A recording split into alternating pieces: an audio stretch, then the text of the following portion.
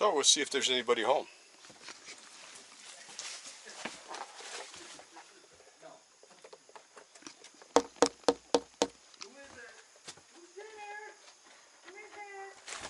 Come in. Trick or treat. Come in. Well, thank you. For me? You should have. Yeah, I should have.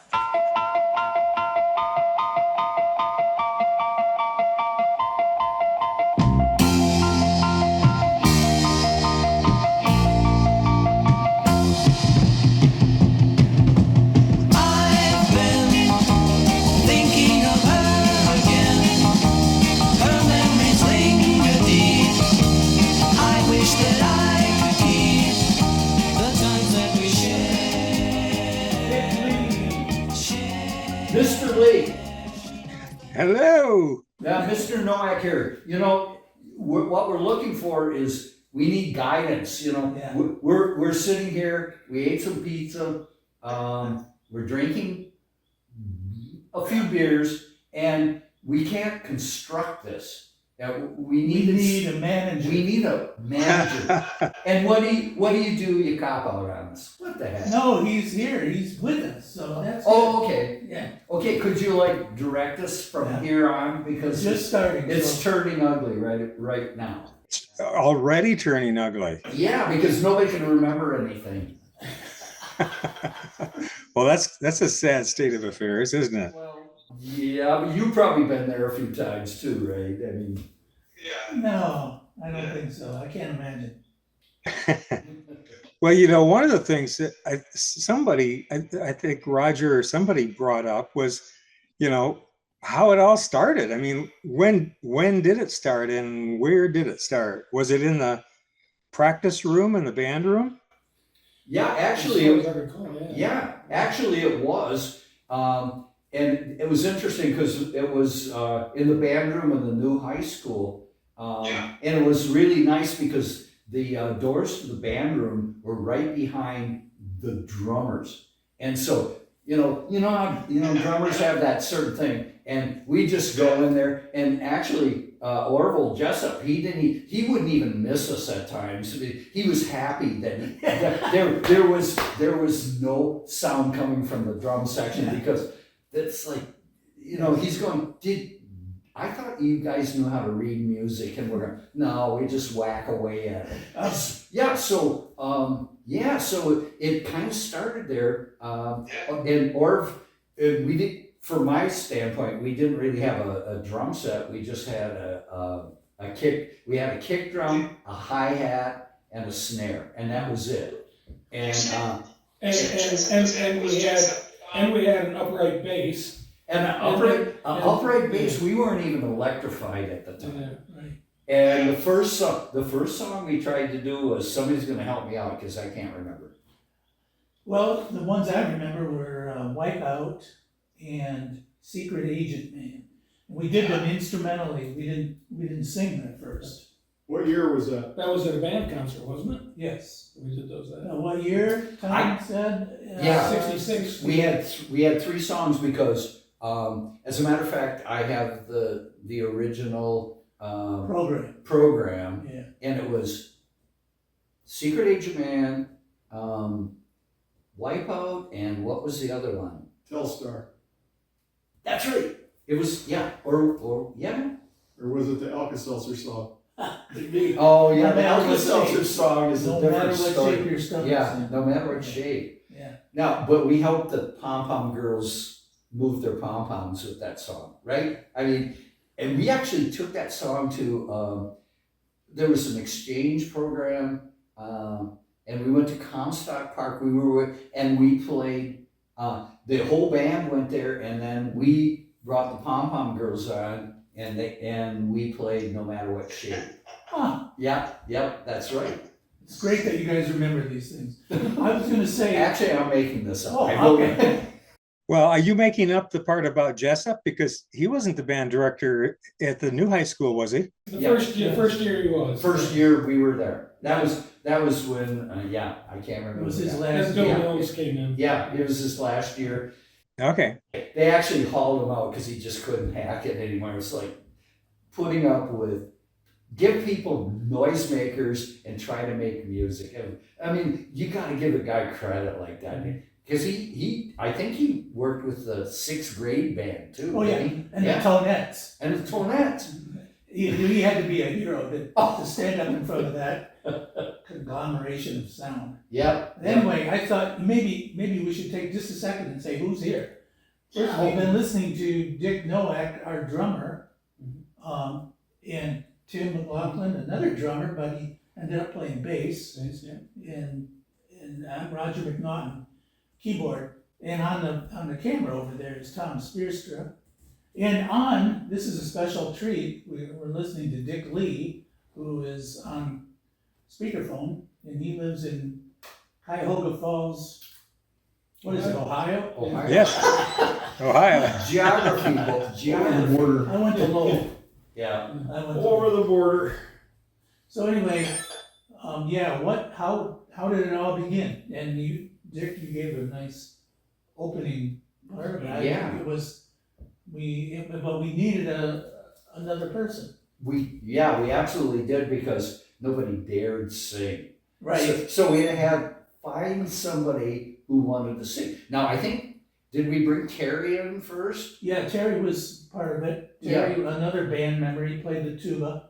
And In the band? In our band? In our band. We never had a tuba player. in the high school.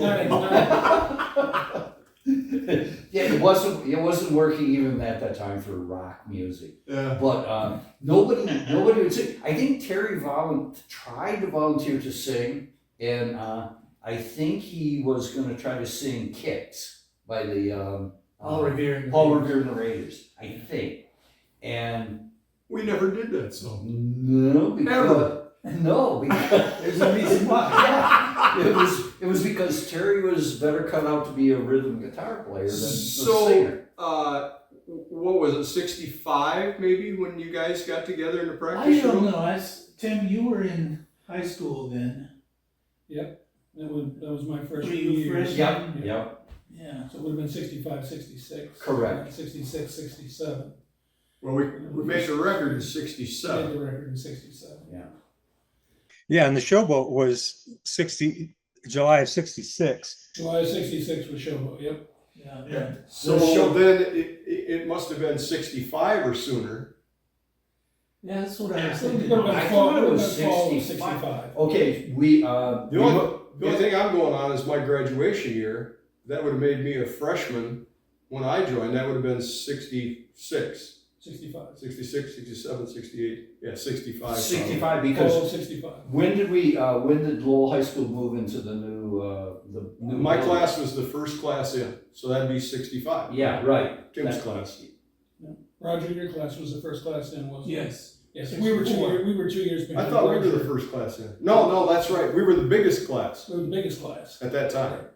But Roger's class was the first class in, yeah. Okay. Yeah, We so were 2 years later then. but it was the last. I think it was the last year I was. It was my 65, We 66, graduated in And- 66. yeah. and I think that's when this whole confabulation happened, and it just kind of grew. I mean, it just grew up, and pretty soon we can't use a stand-up bass because we're not the And we can't keep hauling an upright piano around for Roger. right, yeah. So we need equipment, so Yeah. everybody found a way to like come up with stuff. Yeah. I remember going there was this little music shop kind of in Granville or whatever, and there was this drum set, and it was your really basic drum set, and it was like $125, and like that was tons of money at the time. And my dad said, "Yeah, I'll buy it for you," and he regretted it since forever. So back to this beginning thing that I keep dwelling on. If it started in 65, how soon after the initial spin-up did yours truly get invited? Yeah. Yeah, well, I remember. Because I was the last guy We in. knew you, and you had a mean rendition of As Tears Go By. I still do. On the guitar. I still play I don't it. think you Play were it the singing same it. way. Yeah. Yeah. No, I And wasn't. That impressed us, so we said, well. Where did you hear that?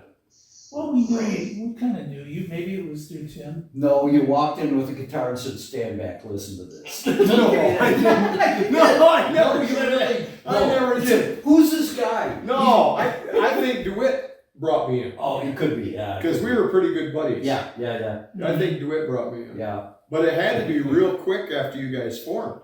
Yeah. Yeah. Yeah, because we were failing as a instrumental group. It wasn't working. We could tell we weren't the Beatles yet. That's right. And you, Wouldn't it have to be like in the winter months because it was after marching band season, right? Because we were in the band room practicing music for regular concerts. Right, and what we played the first concert. I don't remember. It was a fall I think it was a fall concert. I think, and we got up and played our 3 songs, and did we have equipment then? By then? no. I remember No. playing with an upright piano and an upright bass. Yeah, And you And hammering away. I was hammering away. But I don't like remember what I was playing. I must have been playing electric something. You must have, because yeah. And Dick Lee, you were in band? Yeah, believe it or not, I joined in my senior year and I played bass, so to speak. I think Roger must have talked me into it. I don't remember the reason. Just bored. Well, just point of fact, I also played bass for a little while in the high school band, but But you got to do that again. do that again. Who came up with the name HeadHunters? That was me. I suggested it, and you guys all jumped on it and said, "That'll do." Because nobody else had an idea. Nobody else had an I idea. I guess. remember, actually, the day we were kind of flirting with the name The Vegetables. You're And serious. I was serious, and we were Yeah. telling people, yeah, I think it's going to be the Vegetables, not knowing at all what that. That had to go pretty quick because you were Yeah. already Yeah, it the was headhunters when I got One in. day. Yeah. One day. I mean, and it just wasn't quite right. Not for the right reason, but it wasn't quite right. And that's when you came up with HeadHunters, and we said, yeah, let's do it. But that was the time when everybody was trying to come up with a unique name, you know, the critters, all of those things. And yeah, I think I remember the vegetable thing, and I think that was you, Raj. I think it was. I think it was. It just That's why I wouldn't fly. remember it, So the Headhunters, in their, I think Cannibal and the Headhunters were already using that name, I Yes. think at that time. Yeah. Yes, But- they were. We But probably didn't know it. yeah, No. and we didn't think we were gonna go any further than Smyrna or Cascade. You never did play Smyrna. Always wanted to play Smyrna. never did. Yeah. Do you remember who did the drum head, the Headhunters drum head? Yeah, that was my cousin Larry. Yeah. Yeah. And that's now Dick's brother-in-law, Dick Lee's brother-in-law. Oh, Isn't that cool? that's It's cool. my cousin, yeah. Yeah. Oh, I did not know that. That's cool. That is very cool. So, what's next? Do you remember some of the gigs we had? I remember playing upstairs at the roller rink. I think we really started off doing dances after the basketball games, didn't we?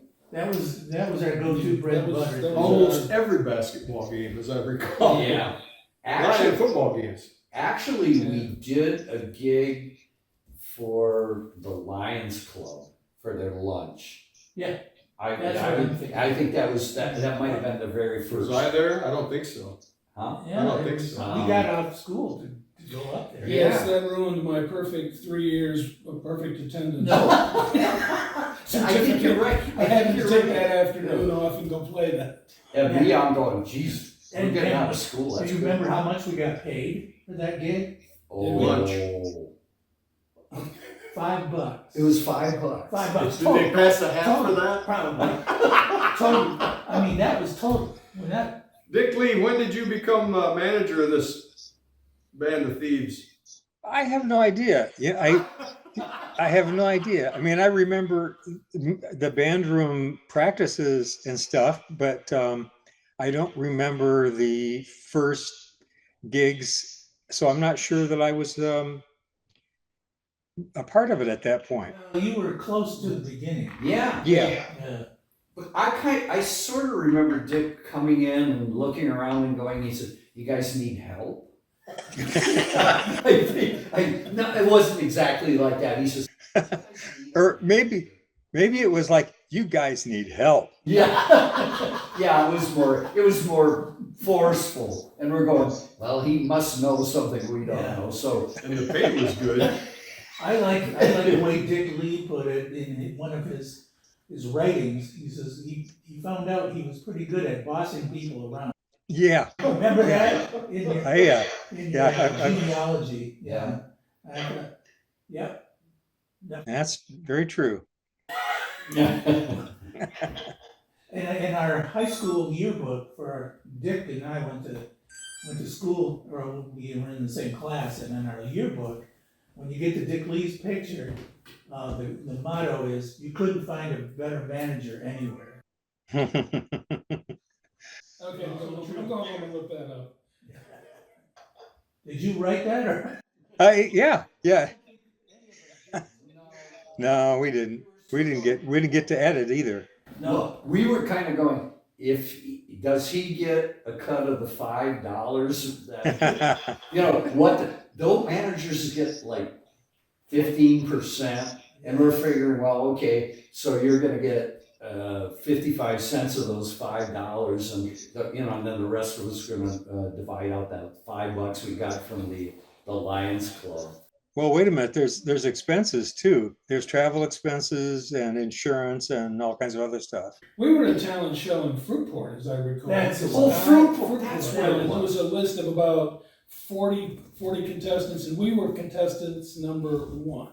And- we're at the top of the list. Yeah, and you know what? We all had the same outfits on. We had these purple tiny flowered shirts that we got at Myers on 28th Street.